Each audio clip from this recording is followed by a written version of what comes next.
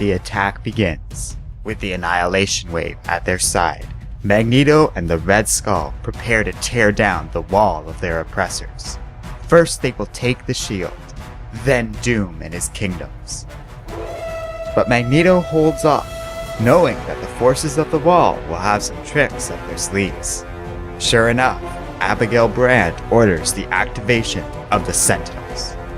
Eric relishes the opportunity to strike at these machines with his full power, but he quickly realizes that something is terribly wrong.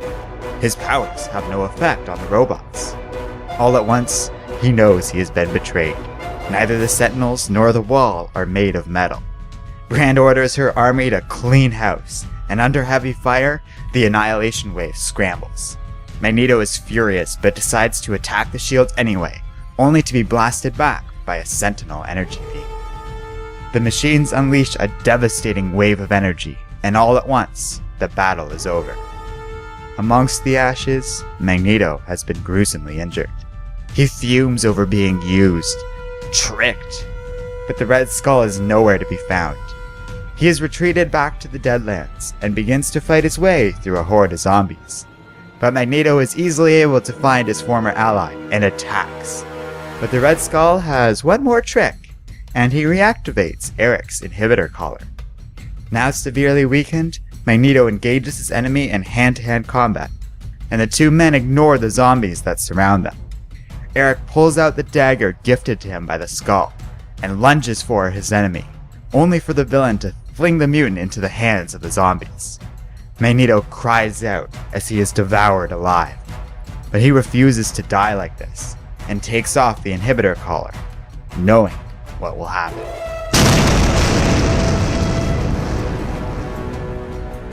Meanwhile, the Red Skull flees into the tunnel where Magneto came to the Deadlands.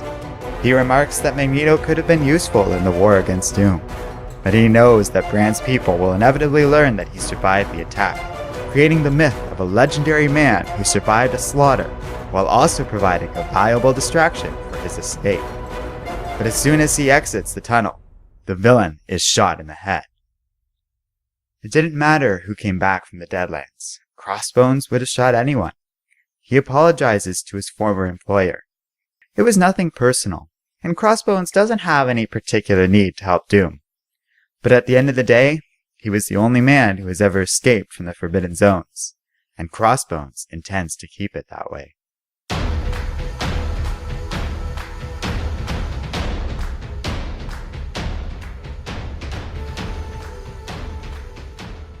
Hello and welcome to Comic Island. My name is Arden, and this is my recap and review of The Red Skull number 3.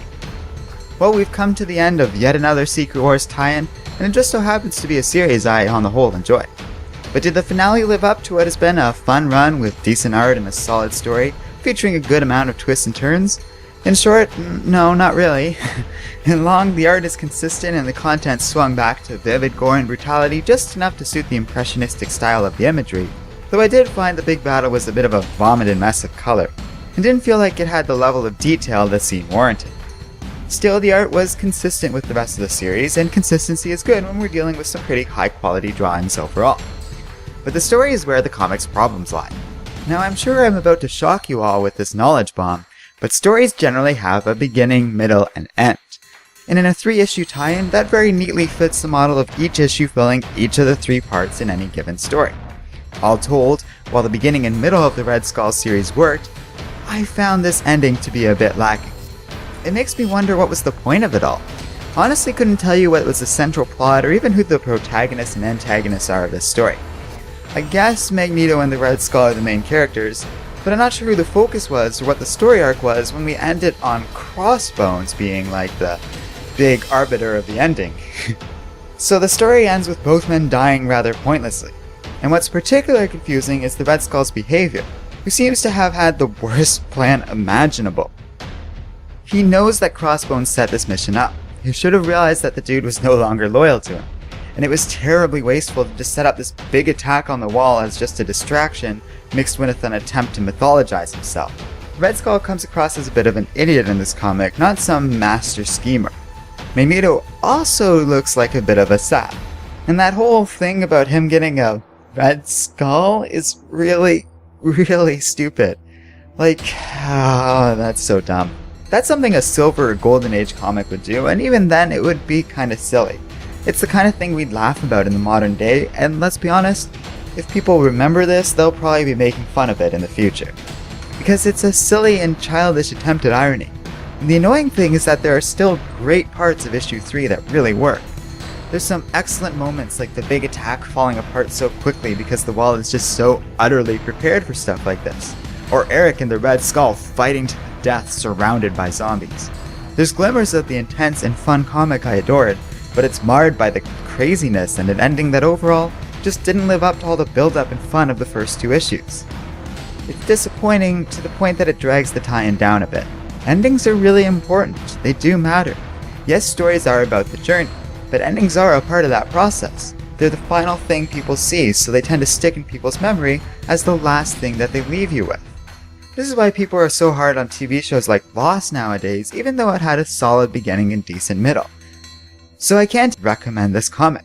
There's better stuff floating around this week, like Renew Your Vows and Batman, as well as a few other comics we aren't reviewing, like The Walking Dead or Ms. Marvel.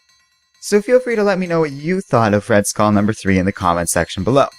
And don't forget to like, subscribe, and keep reading comics.